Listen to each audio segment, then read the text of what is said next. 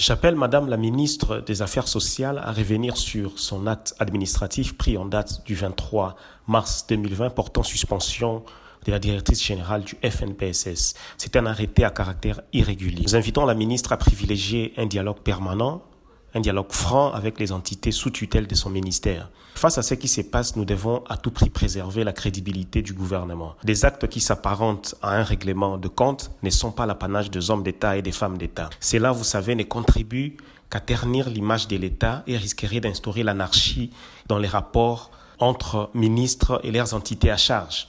Notre crainte aujourd'hui, c'est de voir l'acte opposé par la ministre des Affaires sociales servir des mauvais précédents et des jurisprudence. Il faut de toute urgence revenir dans le droit. Il faut rappeler que lors de la 24e session du Conseil des ministres, tenue récemment le 6 mars 2020, une question en rapport avec le FNPSS avait été débattue et celle-ci n'avait pas obtenu un avis favorable dans les délibérations du Conseil. Alors, parlant des irrégularités dans l'arrêté pris par Madame la ministre des Affaires sociales, il tient lieu de rappeler que le Conseil des ministres ne siège pas pour des raisons de coronavirus.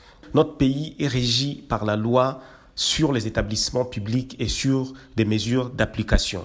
Il faut au préalable qu'il y ait un fait répréhensible, suivi d'une demande d'explication et l'ouverture d'une action disciplinaire en cas de faute établie, et ensuite la notification en bonne et due forme au mandataire public concerné. Dans le cas d'espèce, vous savez, la DG Alice Mirimo, suivant sa dénonciation d'ailleurs largement relayée dans la presse, n'a appris sa suspension que sur Internet avec des lettres du ministre circulant dans les réseaux sociaux et ensuite un communiqué lu sur RTNC à cet effet. La procédure n'a pas été respectée.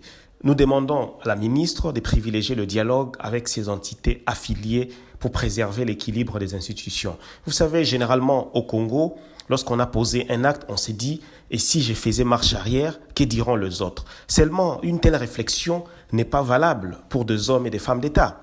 Il faut savoir faire des choses en bonne et due forme. Nous insistons. Je rappelle que des projets importants sont logés au FNPSS, financés par la BAD, à savoir le PAD PUDC et le PAB à Cobalt, en faveur des enfants vulnérables et des jeunes.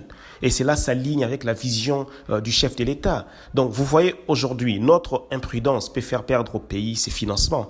Le Bayer ont déjà avisé le pays à ces sujets. Et malheureusement, vous savez, notre pays compte plusieurs expériences malheureuses de ce type.